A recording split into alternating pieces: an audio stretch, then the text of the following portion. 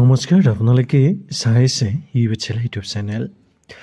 আজি এই যে ভিডিও আছে এই ভিডিওটো হে সকলবিলাক ছাত্ৰ ছাত্ৰীৰ বাবে খুবেই ইম্পৰ্টেন্ট যিসকল ছাত্ৰ ছাত্ৰীয়ে এইবাৰ সেকেন্ড সেমিষ্টাৰ বা ফোৰ্থ সেমিষ্টাৰৰ পৰীক্ষা দিব ৰেগুলাৰ হওক বা এৰিয়াৰ বেটছ হওক যিয়ে নহওক কাৰণ গুৱাহাটী বিশ্ববিদ্যালয়ৰ তৰফৰ পৰা তেওঁলোকৰ 2024 বৰ্ষৰ যি পৰীক্ষা আছে সেই পৰীক্ষাৰ এখন খুব গুৰুত্বপূৰ্ণ জাননী আহিছে যিখন জাননী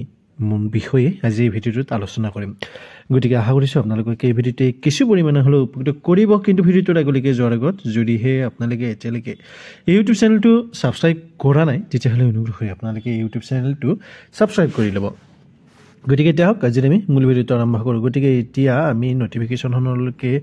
যাব বিচাৰিছো নটিফিকেশনখন আপোনালোকৰ আগতে এতিয়া মই ওপেন কৰিছো ইয়াত চাওক 22 তাৰিখে দিছে examination form fill up of BA BSc BCom and BVoc semester second arrear batch 2022 and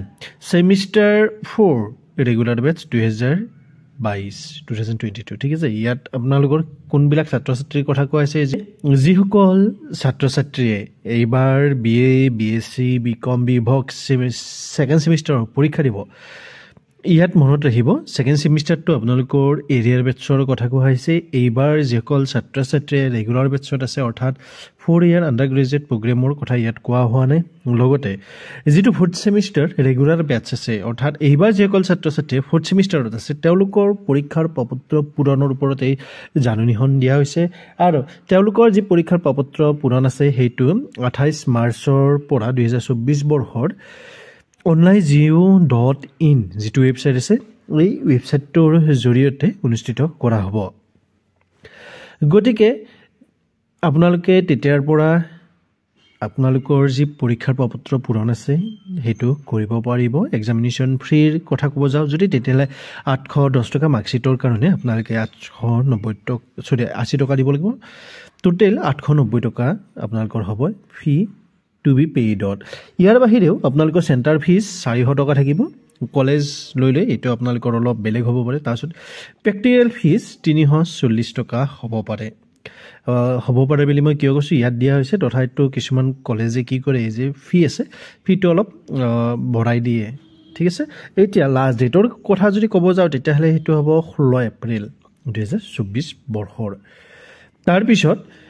college সমূহে এই যি ফৰ্ম আছে ফৰ্মসমূহ এপ্ৰুভ কৰিব লাগিব 23 এপ্ৰিল 2024 তাৰিখৰ লৈকে গতিকে হিনি কথা আপোনালোকক জনালো এই ইয়াত আপোনালোক 4 ইয়াৰ আন্ডাৰ গ্ৰেজুৱেট প্ৰগ্ৰামৰ যিনি ছাত্ৰ ছাত্ৰী আছে তেওঁলোকৰ যেটো প্ৰসেস আছে হেতু পিছত জনাই দিব বুলি ইয়াত দিয়া হৈছে গতিকে এই ভিডিওটো ইমানে আছিল আশা কৰিছো আপোনালোকক এই ভিডিওতে কিছু পৰিমাণ হলে উপকৃত কৰিলে যদি ভাবে আপোনালোকক এই ভিডিওতে কিছু পৰিমাণ হলে উপকৃত কৰিছে তেতিয়াহলে অনুগ্ৰহ কৰি আপোনালোকে ভিডিওটো লাইক কৰিব এই ভিডিওটো যিমান পাৰে সিমান শেয়াৰ কৰিব যদি হেতিয়ালৈকে ইউটিউব চেনেলটো সাবস্ক্ৰাইব কৰা নাই বা এই বাচ্চালে ইউটিউব চেনেল নতুনকৈ আহিছে তেতিয়াহলে অনুগ্ৰহ কৰি ইউটিউব চেনেলটো সাবস্ক্ৰাইব কৰি লৈ এই বাচ্চালে পৰিয়ালৰ এজন গুৰুত্বপূৰ্ণ সদস্যক অনুটা ভিডিওটো পোৱা প্ৰতিশ্ৰুতিৰে আজিলৈকে মই যদি কলিতা এই ভিডিওটোৰ পৰা বিদায় ল'ব বিচাৰিছো ধন্যবাদ জয় আই অসম